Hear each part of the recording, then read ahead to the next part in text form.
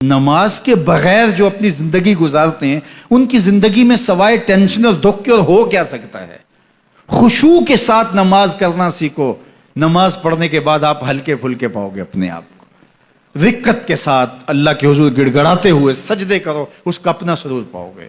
اللہ اکبر. لیکن ایک بندہ کہے کہ جناب میں نماز پڑھتا ہوں لیکن ایسی کیفیت تو پیدا نہیں ہوتی, تو شیطان اس کو کہتا ہے کیا فائدہ ایسی نماز پڑھنے کا. لوگ بھی کہتے ہیں فلاں بندے سے یہ جرم بھی سرزد ہوتا ہے, نماز بھی پڑھتا ہے, اس کی نماز کو مورد الزام بناتے ہیں. تو بندہ بھی کہتا ہے چھوڑے, نماز نے مجھے کیا فائدہ دیا. لیکن کہا نہیں, نماز نہیں چھوڑنی. پہلے فرمایا نماز میں خشوع کرتے ہیں, یہاں فرمایا نماز کی محافظت کرتے ہیں. اگر کسی وجہ سے خشوع پیدا نہیں ہوتا چھوڑتے پھر بھی نہیں ہے.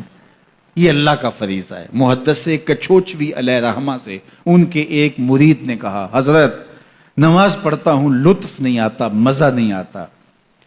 تو آپ نے حیرت سے کہا کہ اس کے باوجود پڑھتے تو ہو؟ کہا جی وہ تو اللہ کا حکم ہے, وہ تو پڑھتا ہوں. تو محدث کچھوچوی علیہ رحمہ جھومنے لگے, کہا واہ واہ تم لطف کے بندے نہیں اللہ کے بندے ہو. تمہیں سرور نہیں آتا پھر بھی پڑھتے ہو, اس کا مطلب ہے تم سرور کے لیے, مزے کے لیے, لطف کے لیے نہیں پڑھتے, تم تو اللہ کے لیے پڑھتے ہو. اللہ اکبر. تو بندہ سرور نہیں بھی آ رہا پھر بھی اپنے آپ کو کھینچ کے لا رہا ہے مسجد کے اندر. خیال تنگ کر رہے ہیں پھر بھی مصلی پہ اپنے آپ کو کھڑا کر رہا ہے. سوچے اس کو آوارہ پتے کی طرح کبھی ادھر پھینکتی ہے کبھی ادھر پھینکتی ہیں, لیکن پھر بھی وہ کھڑا ہوا ہے کہ میں نماز پوری کر کے جانی ہے. بار بار کبھی بھولتا ہے لیکن پھر دوبارہ نیت مان کے کھڑا ہو جاتا ہے, نہیں میں پوری کر کے جانی ہے. یہ کیوں کرتا ہے؟ میرے اللہ کا حکم ہے. تو خشوع کی وہ کیفیت نہ بھی ہو تو کہا محافظت پھر بھی کرتے ہیں. یہ خوش نصیب لوگ ہیں. اولئک هم الوارثون, یہ لوگ وارث ہیں. یہ لوگ جن میں یہ خوبی ہیں یہ وارث ہیں.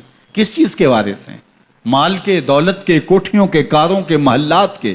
کہا الذین یرثون الفردوس, یہ جنت الفردوس کے وارث ہیں. ہم فیہا خالدون, اس جنت سے وہ کبھی الگ بھی اس میں ہمیشہ رہیں گے. چونکہ موت کو بھی موت آ چکے گی, اب موت بھی نہیں, اب ہمیشہ رہیں گے. اللہ تعالیٰ فرمائے گا ارضیتم, جنتیوں کیا راضی ہو؟ اہل جنت کیا تم راضی ہو؟ تو وہ کہیں گے ہمیں کیا ہوا کہ ہم راضی نہ ہوں, ہمیں تو وہ ملا جس کا ہمیں تصور بھی نہیں تھا. ہمیں جنت مل گئی, محلات و قصور مل گئے. جو سب سے آخر میں جنت میں جائے گا, سب سے آخر میں, جس کو ہماری پنجابی میں پھاڑا کہتے ہیں, سب سے آخر میں, اس کو جنت میں کتنی جگہ ملے گی؟ جو بندہ سب سے آخر میں آتا ہے اس کو دھوپ میں جگہ ملتی ہے, جو اس سے تھوڑا سا پہلے آئے گا اس کو برآمدے میں ملی, جو اس سے پہلے آیا اس کو اندر جگہ ملی. ایسے ہی ہوتا ہے. تو جو سب سے آخر میں جائے گا جنت میں تو وہ سب سے بڑا گناہگار ہوگا, اور جہنم کے رگڑے سہ سہ کے وہ جہنم سے نکلے گا سب سے آخر میں. بخاری شریف میں تذکرہ موجود ہے. اللہ کے حضور حاضر ہوگا اور اللہ اس بندے کو کہے گا بتا کیا چاہیے. وہ کہے گا مالک مجھے یہ چاہیے. اللہ فرمائے گا لکا ما تمنیت, جو تو نے آرزو کی جات سب کچھ میں نے تیری جھولی میں ڈال دیا, اب جنت میں چلا جا. اب اس کو تو یہ ہوگا سایہ دیوار میں جگہ مل جائے تو غنیمت ہے, جنت کے کسی درخت کے نیچے جھونپڑا لگا لوں تو کافی ہے, چلو کوئی 2 مرلے کا 3 مرلے کا کٹھیا بھی مل جائے تو کافی ہے. اس کے لیے تو اتنا ہی کافی کہ جہنم سے نکل گیا. لیکن اس کو کہا جائے گا جا جنت میں چلا جا, اور تیرے لیے جنت میں دنیا سے 10 گنا جگہ ہے. دنیا سے, بخاری کی روایت, 10 گنا جگہ. یہ 7 بر اعظم پہ پھیلا ہوا جہاں, اور اس کو 10 سے ضرب دے, اتنی جگہ اس کی ہے جو سب سے آخر میں جائے گا. جب اللہ یہ فرمائے گا تو وہ کہے گا اتسخر وانت الملک, میرے رب تو مجھے رب ہو کے مذاق کر رہا ہے, مالک ہو کے مجھ سے مذاق کر رہا ہے, بادشاہ ہو کے مجھ سے مذاق کر رہا ہے. اس کو لگے گا ہی نہیں کہ مجھ کو, میں ساری زندگی پاپ کرنے والا لیکن ایمان کا چراغاں تو اندر تھا.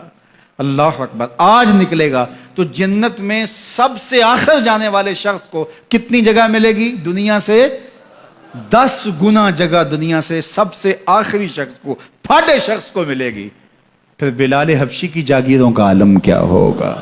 ابو بکر و عمر کی جاگیروں کا عالم کیا ہوگا؟ بابا فرید گنج شکر, داتا گنج بخش علی اجویری, شیخ احمد مجدد الفسانی کی جاگیروں کا عالم کیا ہوگا؟